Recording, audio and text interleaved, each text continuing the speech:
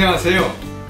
오늘은 우리와 매우 친숙해져 있는 위장관 내 헬리코박터 파일로리균에 대해 함께 이야기를 나눌까 합니다.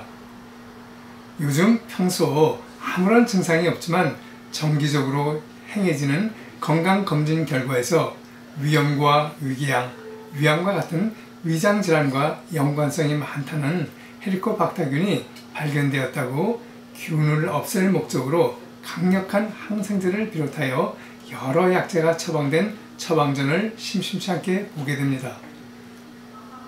일반적으로 헬리코박터 파일로리에 감염되면 치료 목적으로 제산제와 항생제의 복합요법이 활용되고 있는데, 현재 가장 대표적인 복합요법으로는 강력한 제산 효과를 나타내는 PPI라는 프로톤 펌프 억제제와 아목스실린, 클래리스로마이신과 같은 항생제, 그리고 항원충제인 메트로니다졸 등 서너 가지 약물이 함께 사용되고 있죠.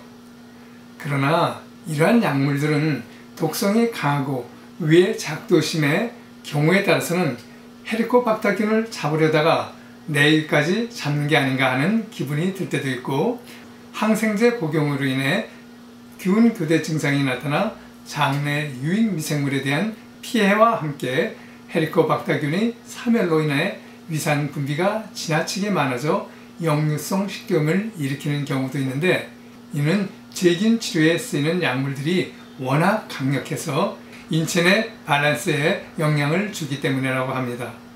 그래서 지금부터 헬리코박터 파일로리의 진실에 대해서 보다 자세히 알아보도록 하겠습니다.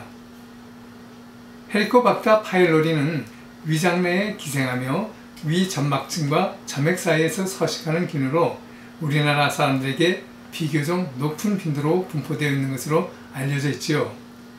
한 조사에 따르면 어린이의 20%에서 중년층의 70%, 그리고 노년층의 경우 90%가 감염되어 있는 것으로 나타났는데, 인구 대비 평균 70으로 보고 있습니다. 이 비율로 보면 우리나라에서 3,500만 명 정도가 이 균에 감염되어 있다고 보아지며, 그 가운데 위암에 걸린 사람은 한 해에 26,000명가량이니 헬리코박터균에 감염된 사람의 약 0.07%, 즉 10,000명 가운데 7명 정도만 한 해에 위암에 걸릴 수 있다는 것이죠. 헬리코박터 파일로리는 1994년 국제암연구소에서 위암의 발생 요인으로 인정됐으나 충분한 근거를 확보하지 않았다는 비판이 많아 지금까지 논란이 계속되고 있는 가운데, 국내 학자들 사이에서도 헬리코박터균이 발견되면 가급적 빨리 앞에서 말씀드린 여러 약제 복용을 통해 균을 없애야 한다고 주장하는 그룹과, 균을 없애기 위해 사용되는 약제들이 인체에 미치는 독성이 강하기 때문에 위염이나 위궤양 증세가 빈번하게 나타나는 경우에만 제균을 권한다는 그룹, 그리고 헬리코박터균은 위궤양이나 위암과는 별다른 연관성이 없다고 주장하는 그룹이 있는데, 그중 관련성이 없다고 주장하는 그룹의 견해와 연구 결과를 살펴볼 때 상당한 일리가 있다고 생각되어 그에 대해 말씀을 드릴까 합니다. 먼저 서울대 의대 예방의학교실 유근영 교수 연구팀의 연구 결과를 보면 헬리코박터가 위암의 위험 요인이 아닐 가능성이 크다는 내용으로 9년간 18,000명을 추적 조사했는데, 그 결과 우리나라 사람들이 위암과 헬리코박터는 통계적 연관성이 없는 것으로 나왔지요. 조사 기간 동안 위암이 새로 생긴 환자 86명 가운데 83.7%에 해당하는 72명이 헬리코박터에 감염되어 있었으나, 위암이 생기지 않는 대조군에서는 344명 가운데 80%에 해당하는 277명이 헬리코박터에 감염되어 있었기에, 이 조사에서 나타난 결과를 보면 위암이 발병된 환자와 그렇지 않은 사람들 모두 헬리코박터에 감염된 비율은 비슷해서 헬리코박터에 감염되었다 하더라도 위암이 더 생기는 것은 아니라는 것이죠.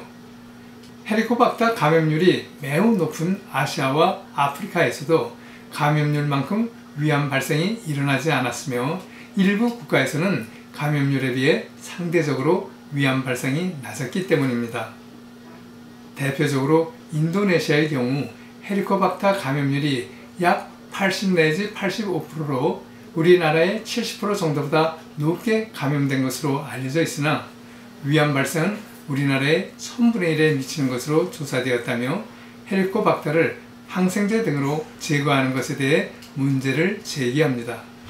두 번째로 단국대 의대의 기상청학 교실의 서민 교수는 위암과 헬리코박터균 사이에 직접적 관련성이 없다는 논문과 함께 앞에서 소개된 인도네시아 국민의 통계 자료를 제시하며 우리가 헬리코박터균에 대해 과민 반응을 나타내고 있는 건 아닌지 모르겠다고 말합니다.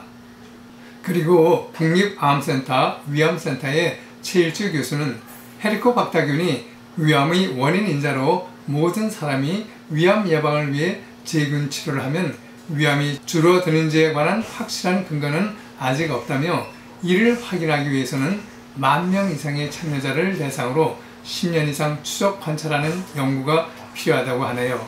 아울러 서울대병원 소화기내과 장현채 교수는 치료를 해도 별 이익이 없다는 국내외 연구 결과도 있다며 특히 중국인들을 대상으로 한 연구 결과에서 이미 위축성 위염이나 상피세포에 변형이 있는 경우 헬리코박터균을 없애는 치료가 위암 발생을 줄이지는 않았다고 말합니다. 또한 이 균에 감염된 지 20-30년이 지난 40-50대 성인은 항생제 치료 등으로 이 세균을 죽여도 위암 예방에 아무런 효과가 없는 것으로 나타난 자료를 제시하는 학자도 있습니다. 미국 뉴욕대 의대의 마틴 브레이저 박사는 숙주와의 공생이란 이론을 펴고 있는 대표적 학자이죠.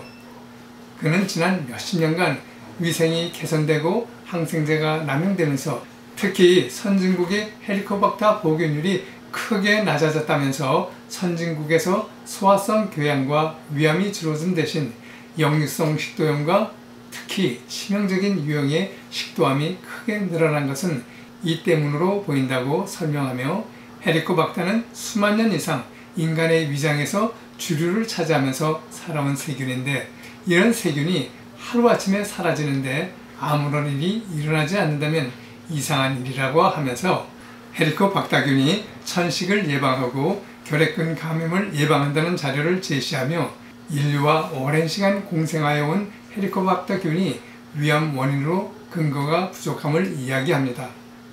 이러한 이론과 연구 결과를 살펴볼 때 위염과 위궤양, 위암 등의 위장질환 증세가 나타나 내시경 검사상 헬리코박터균에 감염되었다고 하더라도 두려움에 앞서 일부에서 제기하고 있는 위장질환과 헬리코박터균과의 연관성에 기초를 두고 강력한 제산제인 PPI 제제와 항생제의 복합요법을 시행하기보다는 먼저 생활 가운데서 식생활에서의 변화가 우선이라고 생각합니다. 여러 자료들을 종합해 볼 때 위장질환은 맵고 짠 작성 있는 음식과 질산염이 많이 함유되어 있는 가공육류 그리고 불에 직접 태운 고기나 생선을 즐겨 먹는 우리나라 사람들에게 많이 나타나고 있는 반면 채소나 과일의 섭취가 많은 경우에는 발생 위험이 줄어드는 것으로 알려져 있지요. 자극성이 강한 음식물 섭취가 많은 경우 헬리코박터균과의 상호작용으로 발생 위험이 증가할 수 있다 하더라도 각종 비타민과 미네랄이 풍부한 신선한 채소나 과일을 많이 섭취하고 과음과 흡연 그리고 진통제를 비롯한 과도한 약물 복용과 스트레스로부터 벗어나 마음의 평안과 안정을 찾는 생활을 하게 되면 자연스럽게 위암뿐만 아니라 위염과 위궤양 등의 위장질환의 굴레로부터 자유함을 얻을 수 있게 됩니다. 오늘의 주제 헬리코박터 파일로리의 진실에 대한 말씀 도움이 되셨나요? 감사합니다.